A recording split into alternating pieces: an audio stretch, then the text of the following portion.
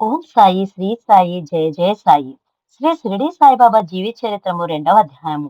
ఈ పుణ్యభూమి పరదేశీయుల పాలనలో ఉండగా హైదరాబాదును రాజధానిగా చేసుకుని నిజాం ప్రభువుల పరిపాలనలో గల నైజాం రాష్ట్రం దాదాపుగా ప్రస్తుత మహారాష్ట్రలో గల ఔరంగాబాదుపై వరకు వ్యాపించి ఉండేది. ఈ నైజాం రాష్ట్రంలో గల అతి చిన్న గ్రామం పత్రి. పేరుకు తగినట్టుగా ఎటు చూసినా పచ్చని పైరు పంటలతో నిండిన సహజ ప్రకృతి సంపద ఆనాటి గ్రామ వాతావరణంలో గల నిర్మల ప్రశాంతత, పవిత్ర వాతావరణానికి అద్దం పట్టినట్టుగా ఉండేది. ఆ చిన్న పల్లెటూరు చల్లని పిల్లల గాలితో కూడిన పైరుగాళ్ళు శరీరాన్ని తాకి గిలిగింతలు పెడుతుంటే పరవశించే శరీరాలు బావుకులను భక్తిభావంతో వాటంతట అవే లాక్కెళ్ళేవి. ఊరుని ఆనుకుని సాగే చిన్న నది పాయలోని స్వచ్ఛమైన నీరు పవిత్ర జలం గంగా జలం వలె సర్వరోగ నివారిణి, సర్వశక్తి ప్రదాయిని ఉండేది. ఈ గ్రామంలో గంగా బావజుడు, దేవగిరి అమ్మ అనే పుణ్య దంపతులు అతి పవిత్ర జీవితం గడుపుతూ ఉండేవారు.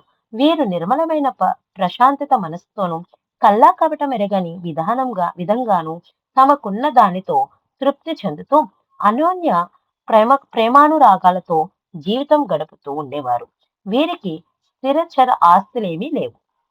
గంగా బావజుడు నదిలో పడవను నడుపుతూ దాని మీద వచ్చే ఆదాయంతో సంసారాన్ని పోషించుకుంటూ ఉండేవాడు. ధనం విషయంలో ఈ దంపతులిద్దరూ నిరుపేదలైన అజ్ఞాత ధనాలైన తృప్తి, శాంతి, సహనము, ఓర్పు, నేర్పు, నీతి, నిజాయితీ మొదలైన సద్గుణాలతో వీరు చాలా గొప్పవారు. గంగా బావజుడు శివుణ్ణి, దేవగిరి అమ్మ గౌరీదేవిని పూజిస్తూ ఉండేవారు. ఎలాంటి పరిస్థితుల్లోనైనా వీరింటిలో పార్వతీ పరమేశ్వరులకు నిత్య పూజ జరగవలసినదే. పూజ పూర్తి కానిదే గంగా బావజ్యుడు పడవ ఎక్కేవాడు కాదు. దేవి పూజ చేయనిదే దేవగిరి అమ్మ ఇంటి పనులు ప్రారంభించేది కాదు. అది దేవులైన పార్వతీ పరమేశ్వరులు తమ ఇంటిలో తమతో పాటు ఉంటారని, తమను ప్రతిక్షణం రక్షిస్తూనే ఉంటారని ఆ దంపతుల విశ్వాసం. ఈశ్వరుడు వారికి ఇచ్చిన దానితో తృప్తి చెంది సుఖ సుఖ జీవితాన్ని సాగిస్తున్నారు. ఈ ఆ దంపతులిద్దరు చాలా కాలం దాంపత్య జీవితం గడిపినా వారికి పిల్లలు పుట్టలేదు. పిల్లలు కలగడం లేదు. తమ ఆరాధ్య దేవత అయిన పార్వతీ పరమేశ్వరులను ఆరాధిస్తూ ఉండేవారు. ఒకనాడు కైలాసంలో పరమశివుడు పార్వతితో, దేవి, నేను భూమాతకి ఇచ్చిన వాగ్దానం ప్రకారం భూమి మీదకు వెళ్లి జన్మించవలసిన అవసరం ఉన్నది. ఆ సమయం దగ్గర పడుతున్నదని అంటాడు. అందుకు పార్వతీదేవి, ప్రభు, ఈసారి నేను కూడా మీతో భూమిపై అవతరించి మీ అవతార కార్యక్రమాన్ని సహకరిస్తానని అడుగుతుంది. శివుడు అందుకు అంగీకరించడు. ప్రస్తుతం భూమి మీద ప్రజలు కేవలం బోధనల ద్వారా మాత్రమే మార్పు చెందే పరిస్థితిలో లేరు. అందువలన రాబోయే నా అవతారంలో ఏమి బోధించదలుచుకున్నానో వాటినన్నిటినీ నా మానవ శరీరంతో ఆచరించి చూపాలి. కఠోర నియమాలకు నిలయంగా ఉండే ఆ ఫకీర జీవితంలో నీకు స్థానం ఇవ్వనందుకు నీవు నన్ను మన్నించాలి అంటూ భూమి మీద గల గంగా బావజ్యుడు, దేవగిరి అమ్మలను చూపించి, వీరే నాకు మానవ జన్మను ప్రసాదించబోయే తల్లిదండ్రులు అని చెబుతారు. అప్పుడు పార్వతీదేవి, ఎలాగూ మీతో పాటుగా భూమిపై జన్మించే అవకాశం లేదు కాబట్టి ఇప్పుడే ఒకసారి ఇద్దరం కలిసి వాళ్ళ దగ్గరికి వెళ్లి వద్దామని ముచ్చట పడుతుంది. ఆమె కోరికను తీర్చదలిచిన శివుడు ముందుగా గంగాదేవిని పంపి ఆ ప్రాంతమంతా వర్షంతో నింపమని ఆదేశిస్తాడు. అలాగే గంగాదేవి ముందుగానే పత్రి కేంద్రంగా గల భూభాగాన్నంతా కుండపోతగా వర్షంతో నింపుతుంది. ఆనాటి రాత్రి నది బాగా పొంగుతూ ఉండటం వల్ల పడవలు కొట్టుకుని పోతాయేమోనని వాటిని జాగ్రత్త చేయటం కోసం భార్యతో చెప్పి భోజనం చేసిన తర్వాత నది దగ్గరకు వెళ్ళిపోతాడు గంగా బావజ్యుడు. రాత్రి 9 గంటల ప్రాంతంలో ఎవరో తలుపి తట్టిన శబ్దం కాగా భర్తే తిరిగి వచ్చాడేమోనన్న ఆదురుదాతో గబగబా వెళ్లి తలుపు తీస్తుంది దేవగిరి అమ్మ. కాని వచ్చినది భర్త కాదు, ఒక అపరిచితుడైన వృద్ధుడు లోనికి ప్రవేశిస్తాడు. ఆ చిన్న గ్రామంలో తనకు తెలియని ఈ వృద్ధుడెవరు? అందున రాత్రి 9 గంటల ప్రాంతంలో ఇంటికి వచ్చాడే, ఎవరైనా అని మనసులో అనుకుంటుంది. ఇంతలో ఆ వృద్ధుడు, అమ్మా, బయట చాలా చలిగా ఉన్నది. మీ ఇంటి లోపల కొంచెం ఉండడానికి అవకాశం ఇప్పించమంటాడు. ఆమె ఉత్తమురాలు గనక తలుపు తెరిచి వరండాలో పడుకోమని చెప్పి ఆమె లోపలికి వెళ్లి లోపల తలుపు వేసుకుని పడుకుంటుంది. కొంతసేపటికి ఆ వచ్చిన ముసలాయన తలుపును తడతాడు. ఆమె తలుపు తీస్తుంది. అమ్మా, నాకు చాలా ఆకలిగా ఉన్నది, అన్నం పెట్టమ్మా అంటారు. ఆ మాటలు విన్న ఆమె బాధపడుతుంది. భార్యాభర్తలిద్దరూ అంతకు ముందే భోజనం చేయడం వలన వండిన పదార్థం ఏది ఇంట్లో ఉండదు. అయ్యో, ఏమీ లేదే అని బాధపడుతూ అక్కడక్కడ వెతికి మిగిలి ఉన్న కొద్దిపాటి పిండిని తీసుకుని కొంచెం పెరుగులో కలిపి తెచ్చి పెడుతుంది. ముసలాయన దాన్ని ఆరగిస్తారు. లోపలికి వెళ్లి తలుపు వేసుకుని పడుకుంటుంది. కొంతసేపటికి మళ్ళీ తలుపు తెరస్తాడు. ఆమె తలుపు తెరుస్తుంది. అమ్మా, నాకు కాళ్ళు నొప్పిగా ఉన్నాయి, కొంచెం ఒత్తుతావా అంటాడు. ఆ మాటలు ఆమె ఆశ్చర్యపోతుంది. భర్త ఇంట్లో లేని సమయంలో రాత్రి వేళ పరపురుషుడు, ఆయన వృద్ధుడే కావచ్చు, వచ్చి తనను కాలు పిసుకోమంటున్నాడే, ఈయన సామాన్యుడైన మానవుడేనా, లేక తనను పరీక్షించడానికి వచ్చిన ఆ పరమేశ్వరుడా? ఇప్పుడు నేనేం చేయాలి అని సందేహంతో పూజా మందిరానికి వెళ్ళి, తల్లి, ఏమిటి ఈ పరీక్ష నాకు? ఈ సమయంలో నేను ఏం చేసేది? నేను స్త్రీని కదా, ఆయనకు సేవ చేయనా వద్దా? నాకిలాంటి పరిస్థితి తెచ్చిపెట్టావేంటి తల్లి అని పార్వతీదేవిని ప్రార్థిస్తూ ఏడుస్తుంది దేవగిరి అమ్మ. ఆయనకు కాళ్ళు ఒత్తి సేవ చేయడానికి ఎవరైనా దొరుకుతారేమో అని ఆశతో దొడ్డి తలుపు గుండా బయటికి వెళ్లి అంత రాత్రి వేళ ఇద్దరు ముగ్గురు పని మనుషుల కొరకు ప్రయత్నిస్తుంది. అందుకు ప్రతిఫలంగా వారికి కొంచెం ఎక్కువ డబ్బు కూడా ఇద్దామని అనుకుంటుంది. ఎంత ప్రయత్నించినా ఎవరూ ఆమెకి కనిపించరు. నిరాశతో ఆమె ఇంటికి తిరిగి వస్తుంది. ఏమి చేయాలా అని ఆలోచిస్తుంది. ఆ వృద్ధుడి కోరిక మేరకు ఆయన కాళ్ళు నొక్కడమా, లేక మానడమా, అసలు ఆ వచ్చిన ముదుసలి ఎవరు అని తనలో తాను మదన పడుతూ తనకు మార్గం చూపమని పార్వతీదేవిని మనసారా ప్రార్థిస్తుంది. ఇంతలో ఆ వృద్ధుడు మళ్ళీ తలుపు కొడతాడు. అదే సమయంలో వెనక దొడ్డి వైపు గల తలుపు నుంచి ఒక స్త్రీ వస్తుంది. అమ్మా, నీవేమో మా ఇంటికి వచ్చావట, ఒక ముసలివానికి సేవ చేయాలని పిలిచావట. అప్పుడు నేను ఇంటిలో లేను, ఇప్పుడే వచ్చాను, నేనెవరికి సేవ చేయాలి అని అడుగుతుంది. అప్పుడు దేవగిరి అమ్మ ఆనందానికి అంతే ఉండదు. తన పార్వతీదేవి ఈమెను పంపించి ఉంటుందని భావించి గబగబా పూజా మందిరం దగ్గరికి పరిగెత్తుకుని వెళ్లి కృతజ్ఞతో దేవికి నమస్కరించి వెంటనే తిరిగి వచ్చి ఆమెను వరండాలోకి పంపించి ఆ వృద్ధునికి సేవ చేయమంటుంది. తర్వాత తలుపు వేసుకుంటుంది. కొంతసేపటికి మళ్ళీ తలుపు తెరుస్తుంది. తలుపు తెరిచి చూసేసరికి ఆ వృద్ధుడు కాని ఆ స్త్రీ కాని కనిపించారు. వారి స్థానంలో పార్వతీ పరమేశ్వర్లు ప్రత్యక్షమవుతారు. ఆమె ఆనందమును భరించలేక వారి పాదములపై పడుతుంది. ఈశ్వరుడు పార్వతితో ఆమె మనోభిష్టాన్ని నెరవేర్చమంటాడు. మీరు ప్రదీక్షలు కదా, మీరే అనుగ్రహించండి అని అంటుంది పార్వతి. నేను నీ కోరికపై వచ్చిన వాడను కనుక నీవే ఆ వరం అనుగ్రహించాలంటాడు ఈశ్వరుడు. అప్పుడు పార్వతీదేవి ఆశీర్వదిస్తుంది. వంశోద్ధారణకు ఒక కుమారుణ్ణి, కన్యాదానమునకు ఒక కుమార్తెని నీకు అనుగ్రహించానంటుంది.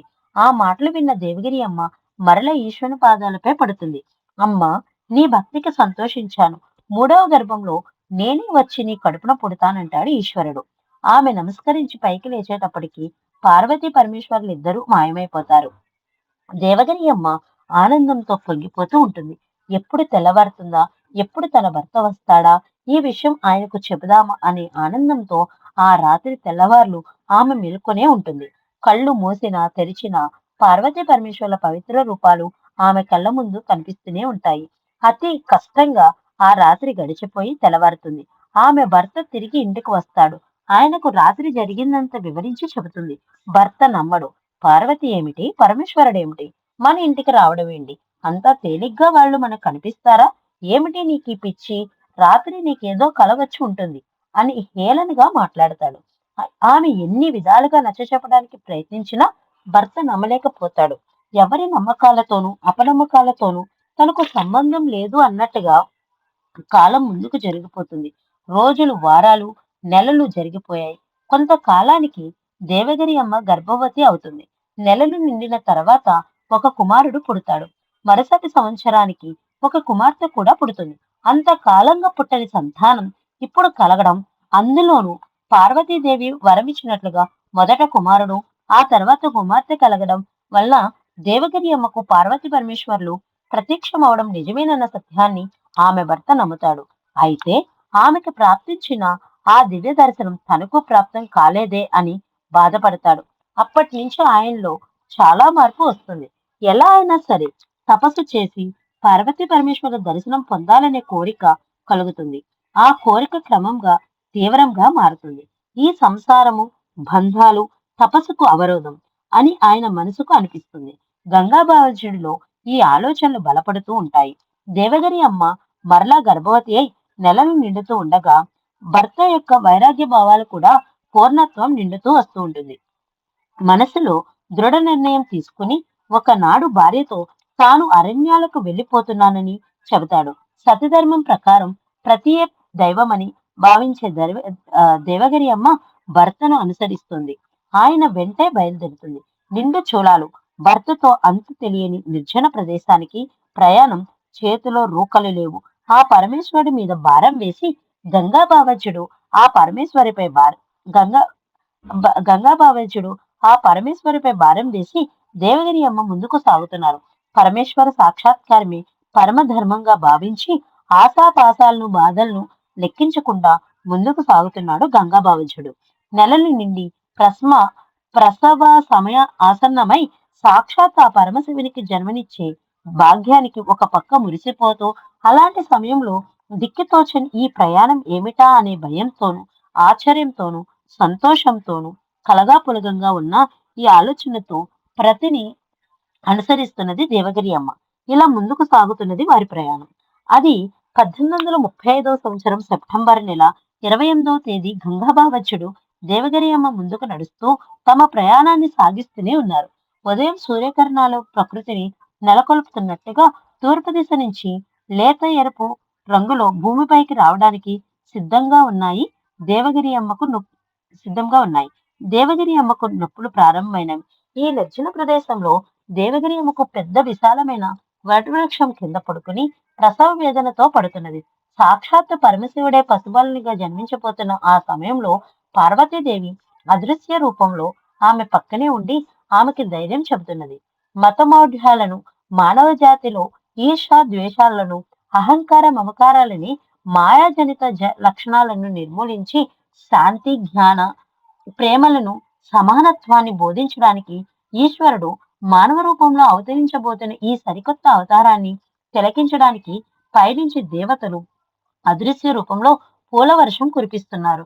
ప్రకృతి పులకించి తన్మయత్వం చెంది శిశువు రూపంలో అవతరించబోతున్న పరమశివునికి జోహార్లు అర్పించి చేతులు జోడించి ఒక క్షణం అచేతనులై సమాధి స్థితిలో నుంచే ఈ పరమశివుని జననాన్ని వారి వారి నివాస స్థానాల నుంచే చూస్తున్నారు. దేవగిరి అమ్మ ప్రసవ వేదన ఎక్కువైంది.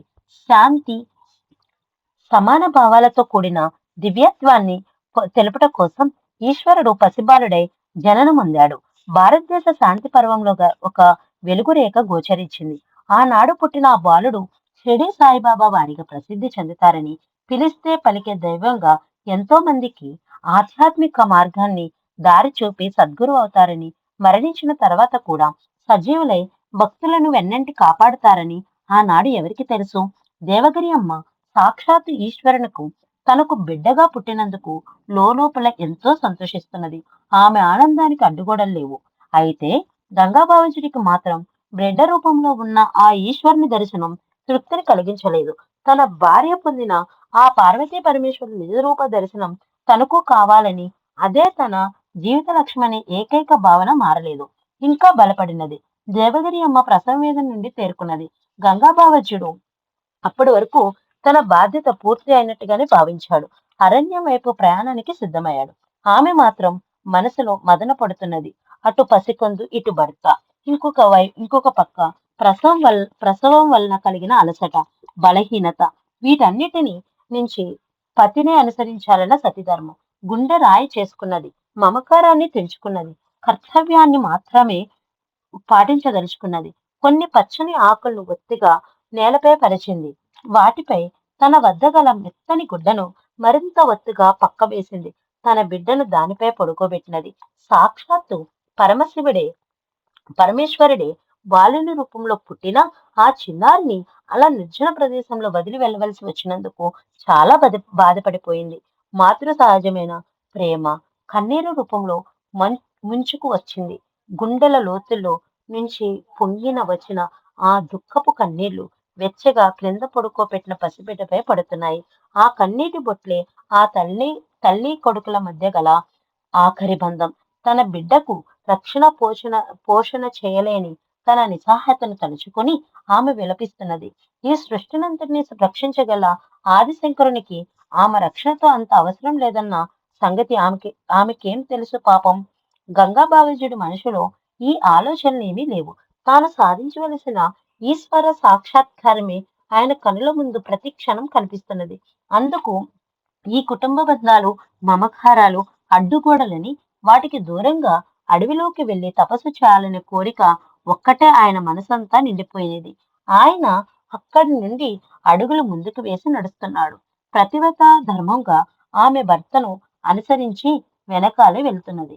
1, 2, 3 అలా ఎన్నో అడుగులు ముందుకు వేస్తూనే ఉన్నది. ఒక్కొక్క అడుగు ముందుకు వేస్తున్న కొద్దీ ఆమెలోని మాతృత్వపు మమకారం కన్నీరుగా కరిగి కళ్ళ నుంచి ధారగా కారుతూనే ఉన్నది. వెనక్కి తిరిగి వల్ వెనక్కి తిరిగి వలన వెనక్కి తిరిగి వలన ఏమో తన బిడ్డను మసకగా కనిపిస్తున్నాడు. అంతా కొంత దూరం పోయేటప్పటికి కొన్ని చెట్లు అడ్డం వచ్చాయి. అయినా వెనక్కు చెట్ల కొమ్మల మధ్య నుంచి చిన్న చిన్న మండలు, ఆకుల మధ్య నుంచి తొంగి తొంగి తన కుమారుని చూడకుండా ఆమె ఉండలేకపోతున్నది. బహుశా ఆమె బాధ చూడలేకేమో తెలియదు. కానీ అంతవరకు సాఫీగా సాగిన కాలిదారి మలుపు తిరిగింది. ఇక బిడ్డను చూసే అవకాశమే లేదు. భర్త వెనకాల అడుగులో అడుగు వేసుకుంటూ మెల్లగా ఆమె నడవసాగింది ఆమె. గమ్యం తెలియని వారి ప్రయాణం ఎక్కడి వరకు సాగిందో, ఎలా సాగిందో రాబోయే అధ్యాయాల్లో తెలుసుకుందాం. బంగారు కొండపై కైలాసంలో పార్వతీదేవి సమేతంగా ప్రమదగణములతో కొలువు తీరి ఉండవలసిన పరమేశ్వరుడు ఆ నిర్జన ప్రదేశంలో చెట్టు కింద తన చిన్న కాళ్ళను చేతులను అటు ఇటు ఆడిస్తూ తనను పెంచడానికి రావాల్సిన మనిషి కోసం ఎదురు చూస్తూ ఉన్నాడు. ఆ మహాత్ముని పెంపకానికి ఏ లోకాల నుంచి ఏ మహానుభావుడు వచ్చి సిద్ధంగా ఉన్నాడో మనకు తెలియకపోయినా ఆయనకు తెలుసు కదా. ఆ మహాత్ముడు రోషన్ షా అనే పేరు గల ఒక ఫకీరు రూపంలో రానే వచ్చాడు. ఆయన తన భార్యతో కలిసి ఆ దారిన వెళ్తూ ఉండగా పిల్లవాని ఏడుపు విని పిల్లలు లేని తన భార్యకు అల్లా వరప్రసాదంగా ఆ బాలుణ్ణి ఇస్తాడు. ఆ దంపతుల అదృష్టాన్ని ఏమని వర్ణించగలం. పరమశివుని పాలు పడుతూ స్నానం చేయిస్తూ మురిసిపోతూ ఉండేవారు.